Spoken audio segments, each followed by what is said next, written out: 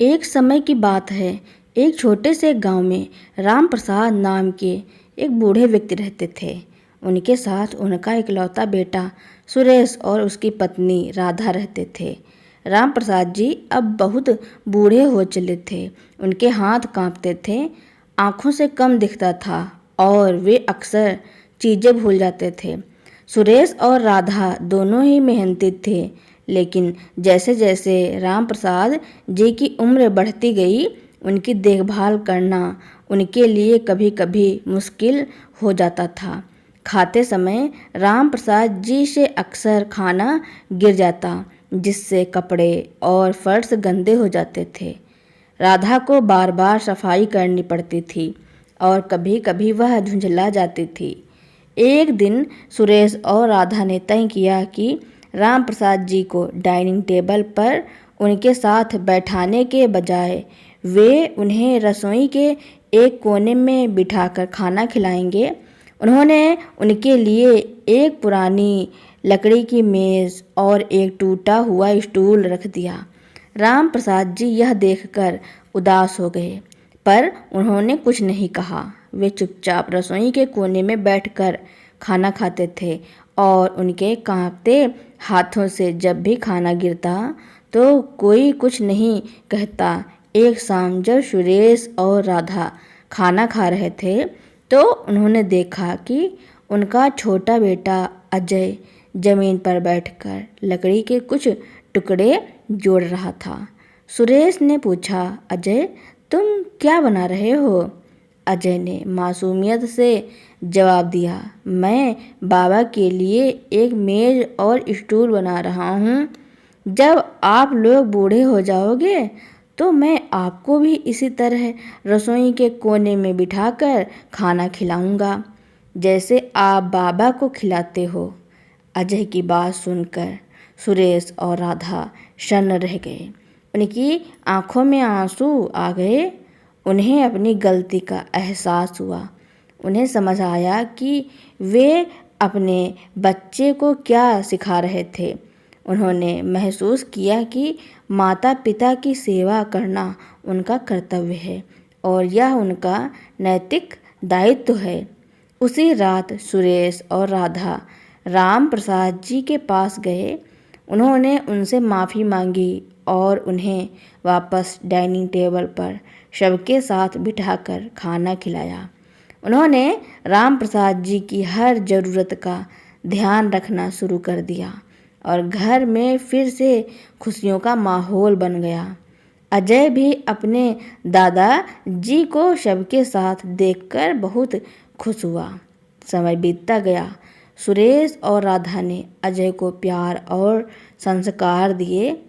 अजय बड़ा होकर एक समझदार और नेक इंसान बना। उसने अपने माता पिता और दादा जी के बीच के रिश्ते को देखा और समझा था।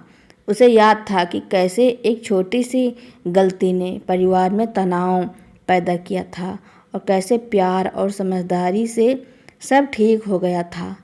राम प्रसाद जी अब बहुत बूढ़े हो गए थे, पर सुरेश और राधा ने कभी उनकी सेवा में कोई कमी नहीं आने दी। वे उन्हें अपने साथ ही रखते थे, उनका हर सुख दुख में साथ देते थे। अजय भी अपने दादा जी का बहुत सम्मान करता था। वह उनसे कहानियाँ सुनता, उनके साथ समय बिताता और उनकी हर ज़रूरत का ध्यान रखता था। एक दिन राम प्रसाद जी बीमार पड़ गए। उनकी तबीयत काफ़ी खराब हो गई। सुरेश और राधा और अजय तीनों ने मिलकर उनकी खूब सेवा की। उन्होंने डॉक्टर को दिखाया, समय पर दवाइयाँ दी और राम प्रसाद जी को कभी अकेला महसूस नहीं होने दिया। उनकी सेवा और प्यार देखकर राम प्रसाद जी की आंखों में आंसू आ गए।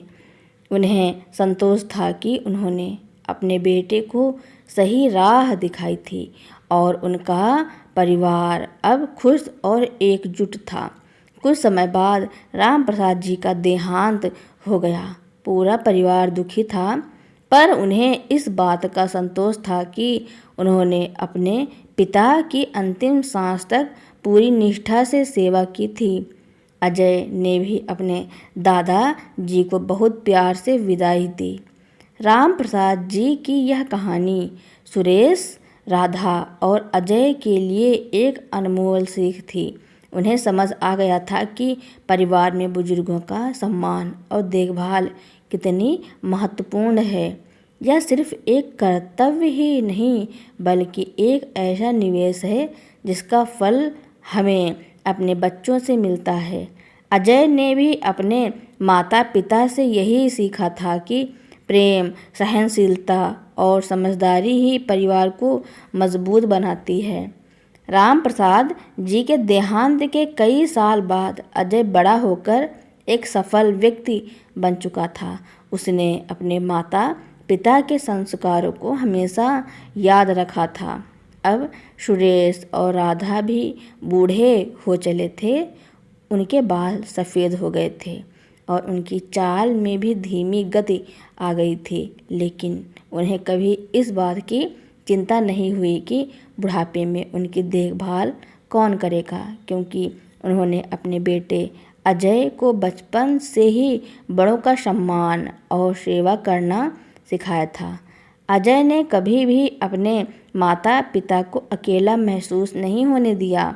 वह उनकी हर छोटी बड़ी ज़रूरत का ध्यान रखता था, ठीक वैसे ही जैसे उसके माता पिता ने दादाजी राम प्रसाद की देखभाल की थी। अजय की पत्नी मीना भी बहुत नेक स्वभाव की थी। उसने भी अजय का पूरा साथ दिया और अपने सास ससुर की सेवा को अपना धर्म समझा। घर में हमेशा खुशी और शांति का माहौल रहता था। एक दिन अजय के माता पिता सुरेश और राधा एक साथ बैठे थे। राधा ने सुरेश से कहा, याद है सुरेश, वो दिन जब हमने पिताजी को रसोई के कोने में बिठा दिया था, हमें कितना पश्चाताप हुआ था। सुरेश ने मुस्कुराते हुए कहा, हाँ राधा, मुझे अच्छे से याद है। वो अजय की मासूमियत ही थी जिसने हमें हमारी गलती का एहसास कराया। हमने अपने पिताजी की सेवा की और आज अजय हमारी सेवा कर रहा है। जैसी करनी वैसी भरनी। राधा ने सहमति में सिर हिलाया। सच कहा आपने, हमने जो बोया वही हमें काटने को मिल रहा है। माता पिता की सेवा का फल हमें हमेशा मीठा होता है। सुरेश और राधा अपनी वृद्धावस्था में अजय और मीना के साथ एक सुखी और संतोषजनक जीवन जी रहे थे। उनका घर अब केवल एक निवास स्थान नहीं बल्कि प्यार, सम्मान और समझदारी का एक जीता जागता प्रमाण बन गया था। घर में अक्सर हंसी ठिठोली होती, त्योहारों पर रौनक रहती और हर शाम परिवार के लोग एक साथ बैठकर दिन भर की बातें साझा करते थे। सुरेश अक्सर राधा से कहते, राधा, जब पिताजी हमें छोड़कर गए थे तो मुझे लगा था कि एक खालीपन आ गया है, लेकिन आज जब मैं अजय और मीना को देखता हूँ, उनकी हमारी प्रति निष्ठा और सेवा को महसूस करता हूँ, तो मुझे लगता है कि पिताजी का आशीर्वाद आज भी हम पर बना हुआ है। हमने उनसे सीखा था कि प्रेम और सम्मान की विरासत ही सबसे बड़ा धन है। राधा भी मुस्कुराते हुए जवाब देती है, हाँ सुरेश, सच में हमने अपने बेटे को यह सिखाया कि अपने बड़ों का आदर करना और उनकी देखभाल करना कितना महत्वपूर्ण है, और आज वही सीख हमें वापस मिल रही है। कई गुना बढ़कर। कर्म का फल सच में मीठा होता है। अजय ने भी अपने माता पिता और दादा जी के जीवन से यही सीखा था कि परिवार में पीढ़ियों का संबंध एक अटूट बंधन होता है। उसने देखा था कि कैसे एक छोटी सी गलती ने परिवार में अस्थायी खटास पैदा की थी और कैसे प्रेम और क्षमा और समझदारी ने उसे फिर से एकजुट किया था। अजय अपने बच्चों को भी यही संस्कार दे रहा था, एकजुटता, करुणा और निस्वार्थ सेवा के संस्कार। सुरेश और राधा के देहांत के कई वर्ष बाद भी उनके घर में राम प्रसाद जी की कहानी जीवित थी। अजय और मीना ने अपने बच्चों रवि और प्रिया को यह कहानी कई बार सुनाई थी। वे उन्हें बताते थे कि कैसे दादा जी राम प्रसाद जी की एक छोटी सी घटना ने पूरे परिवार को प्यार, क्षमा और सम्मान का पाठ सिखाया था। यह कहानी उनके परिवार की विरासत बन चुकी थी, एक ऐसी विरासत जो केवल धन संपत्ति की नहीं बल्कि नैतिक मूल्यों और मानवीय संबंधों की थी। रवि और प्रिया बड़े होकर बहुत समझदार और संवेदनशील बच्चे बने। उन्होंने अपने माता पिता और परदादा की कहानी से सीखा था कि जीवन में संबंधों का मोल सबसे ऊपर है। उन्होंने देखा था कि उनके माता पिता किस तरह अपने बुजुर्गों का सम्मान करते थे और परिवार को हमेशा प्राथमिकता देते थे। इस सीख ने उन्हें भी अपने माता पिता के प्रति और अपने दादा दादी यानी कि सुरेश और राधा के प्रति गहरा प्रेम और आदर सिखाया। समय के साथ रवि और प्रिया ने भी अपने जीवन साथी चुने और अपने परिवार बसाए। उन्होंने भी अपने घरों में वही पारिवारिक मूल्य और संस्कार स्थापित किए जो उन्होंने अपने माता पिता और परदादाओं से सीखे थे।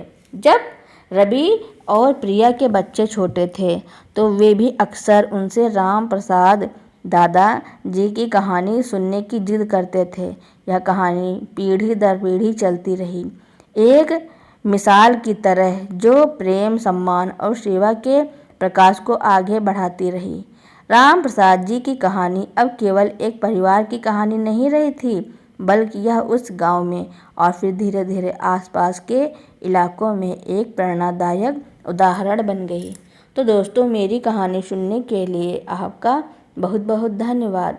ऐसी ही कहानियाँ सुनने के लिए मेरे चैनल को लाइक, कमेंट, शेयर, सब्सक्राइब एवं बेल आइकन का बटन दबाना ना भूलना, ताकि मेरी नई नई कहानियाँ आप तक पहले ही पहुँचती रहें।